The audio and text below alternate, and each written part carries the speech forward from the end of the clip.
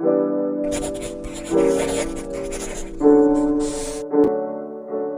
everyone, this is Sarah. So today, as I was drawing, I got into this rabbit hole of thinking about the neurological effect of drawing. So I thought, what better way to figure this out than a YouTube video? And as I thought even more about it, I got so freaking curious that I kind of left the drawing altogether. And that curiosity was painful, man. It was changing my brain in and of itself. Yeah, I was like, hear me out, okay? What if I've been drawing for a decade, unaware of the fact that it's reshaping my brain? I mean, I did a video about the effect of art on brain a while ago, but I didn't have the fear element back then. It was pure curiosity that got me into researching about it. So I took a minute to think of great artists, those who were extremely talented and passionate about art, and a few names popped into my head. No, actually, it was two. I couldn't think of more. Obviously, I need to brush off my art history, but it will do. So it was Vincent van Gogh and Salvador Dali. I couldn't think of safe examples. Basically, the two artists that lost their sanity or were a bit insane to begin with. Yeah, so if researching about it wasn't urgent before, it's urgent now. So like I always do, I delve into it head first. And my hyperfixation was activated, to say the least. I was like, okay, I like stuff about brain, combine that with art, I'm all in, deal. So I initiated the research, and as I was searching through the web, I came across some interesting stuff that I never thought would be true. So let's read it together. Anything that engages your creative mind, the ability to make connections between unrelated things and imagine new ways to communicate, is good for you. I mean, I kind of already knew that. That's not really new to me. It's so freaking obvious, but here's what's interesting. The person that said this, her name is kind of very hard to pronounce, so I'm just gonna put it on the screen. Yeah, that's good. So she's doing some crazy stuff. I mean, hear this, okay? She's a professor at Drexel University and a researcher in art therapy, leading art sessions with members of the military suffering from traumatic brain injury and caregivers of cancer patients. Isn't that such a big deal? I mean, that's good news for us artists, and not just for artists, but for everyone. Here's what she thinks. She's a big believer that art is for everybody. And hear this, no matter what your skill level, it's something you should try to do on a regular basis. Here's why. She has a theory that art making helps us navigate problems that might arise in the future, because it means that we're good problem solvers. I mean, that's amazing. Yeah, I'm feeling very smart now. She goes on to say, when you make art, you're making a series of decisions. What kind of drawing utensil to use, what color, how to translate what you're seeing onto the paper, and ultimately interpreting the images, figuring out what it means. You see, that's so much problem solving. The level of engineering that artists go through is just a lot. Another interesting perk of making art is its ability to lower stress. In a 2016 paper in the Journal of the American Art Therapy Association, Kamo and a group of researchers measured cortisol levels of 39 healthy adults. And if you don't know what cortisol is, it's a hormone that helps the body respond to stress. They found that 45 minutes of creating art in a studio setting with an art therapist significantly lowered cortisol levels.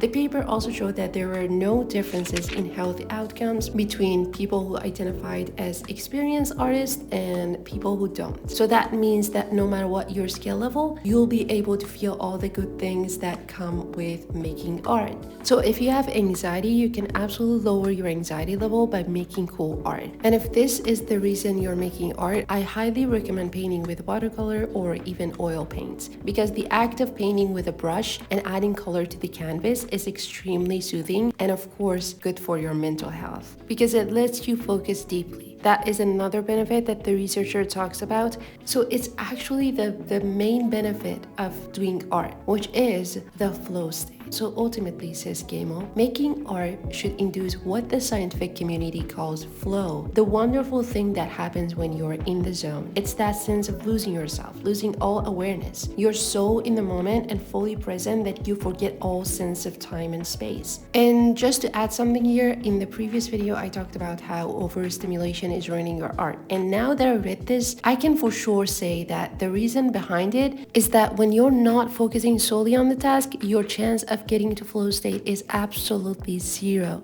And I can say this because today, for the first time in a long time, I sat down and painted this with watercolor in utter silence. And man, it was another experience. I am shocked how much focus I was losing before. So if you want to know what I'm talking about, I highly recommend to watch that video after this one. I'm sure you can benefit from it. Alright, so we always talk about being in the flow state, but have you ever paused to think what is actually happening in your brain when you're in that state? So this is what's happening. It activates several networks, including relaxed reflective state, focused attention to tasks, and sense of pleasure. And a study found that flow was characterized by increased theta wave activity in the frontal areas of the brain, which is something I don't even know what that is actually, and moderate alpha wave activities in the frontal and central areas. It just means that your brain is activated. Yeah, that's what I got. The study found that those who either made art at least once a week or attended cultural events at least once or twice a year were happier and had better mental health than those who didn't. Slow down, man. Stop there. I don't even think you can measure happiness. Like, how do you do that? Did you measure the dopamine in their system? Or did they just say that they're happy? And how do they know that they're happy? It's really actually simple. They probably just answer some questionnaires. That's legit. That can do it. Yeah, I don't know why my brain is complicating things. So a study in Japan also showed that people who engaged in artistic activities like crafts or painting at one point in time had less cognitive impairment later than those who didn't, which again supports a direct effect of art on well-being, like exercise and good nutrition. Art on a routine basis will support your health. But okay, if art is really the cure of all mental illnesses, then why the heck we've seen artists that kind of lost their sanity? Were they genetically like that?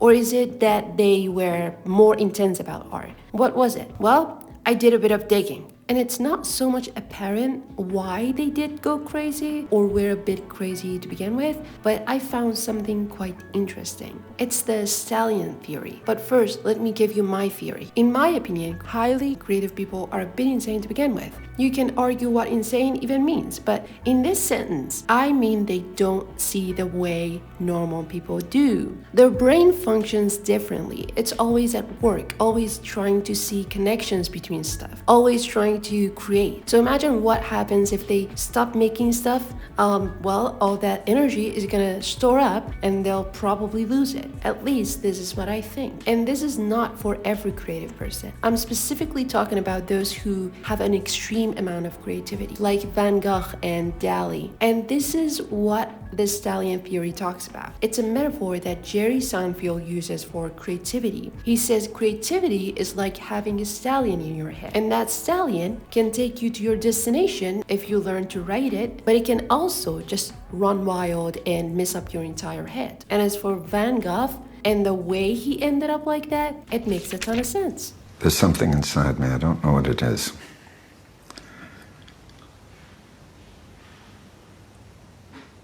What I see, nobody else sees, and sometimes it frightens me. I think I'm losing my mind. I mean, next time you're sad about not being extremely creative, remember this. Being extremely creative is a bit risky. I'm sure you don't want that. Thank you so much for watching. I hope that I can see you in the next video. Have a nice day and stay creative.